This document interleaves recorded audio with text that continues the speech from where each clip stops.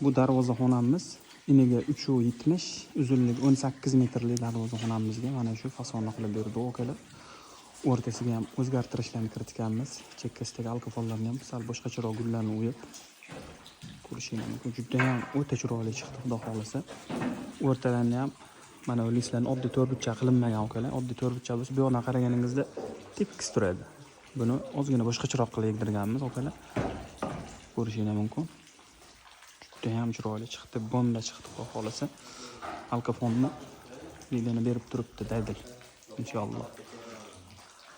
Shoklarga ham hech qanaqa germetika, shpakilovka hech narsa ustamasdan cho'tki qilib mana shunaqa ko'rinishda qilib bitkazib oldik.